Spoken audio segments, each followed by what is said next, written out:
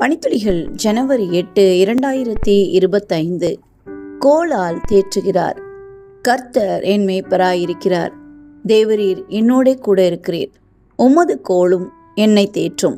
சங்கீதம் 23:4. என்னை தேற்றும் எனும் சொற்றொடரானது சமகால மொழிபெயர்ப்பில் எனக்கு ஆறுதல் அளிக்கின்றது என்று வருகிறது. மேய்ப்பன் தன் கையில் வைத்திருந்த கோலானது மந்தைக்கு ஆறுதல் கொடுப்பதாக இருந்தது. கோல் என்பது நீளமான கம்பு. அது 5 அடி நீளம் இருக்கும். மேய்ப்பன் எப்போதும் அதை தன் கையில் வைத்திருப்பான்.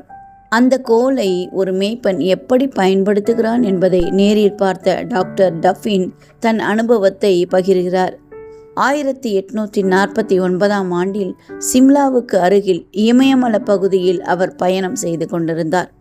ஒரு நாள் அவர் ஒரு செங்குத்தான முகட்டில் சென்று கொண்டிருந்தார்.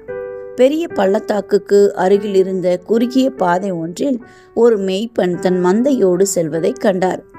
ஏதாவது ஒரு ஆடு மலைச்சரிவின் அபாயகரமான விளிம்பிற்கு மிக அருகில் செல்வதை கண்டால் அவர் உடனடியாக திரும்பி அதன் அருகில் சென்று மெதுவாக கோலால் அதன் காலில் தட்டுவார்.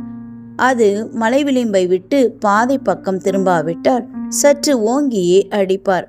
அப்பொழுது அது மந்தையின் மற்ற ஆடுகளோடு சேர்ந்து கொள்ளும்.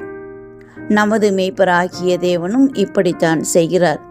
செல்ல வேண்டிய பாதையில் செல்லாமல் வழி விலகி செல்லும்போது நமக்கு ஆபத்து ஏற்படும் என்பதால் துன்பம் எனும் கோலால் நம்மை லேசாக தட்டுகிறார். சரியான பாதைக்குள் திரும்பாவிட்டால் சற்று ஓங்கியே அடிக்கிறார். நாம் நீதியின் பாதைக்கு திரும்பிவிட்டால் நாம் தப்பிக்கொள்கிறோம்.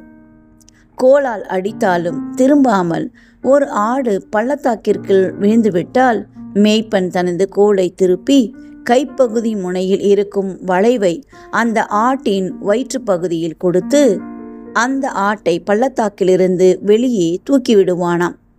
பள்ளம் ஆழமானதாக இருந்தால் கோலின் வளைவு பகுதியில் ஒரு பாறை இடுக்கில் கொடுத்து அடுத்த முனையை தன் கையில் பிடித்து கொண்டு பள்ளத்திற்குள் தொங்கி அந்த ஆட்டின் வயிற்றடியில் தனது அடுத்த கையை வளைத்து கொடுத்து அதை தூக்கி வெளியே கொண்டு வருவானாம்.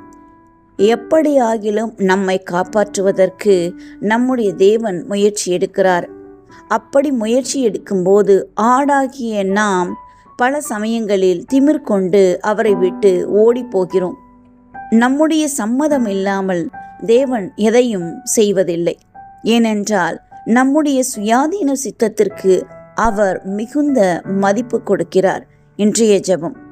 எங்கள் மேய்ப்பராகிய தேவனே, உமது கோல் இன்று என்னை நீதியின் பாதையில் நடத்தட்டும்.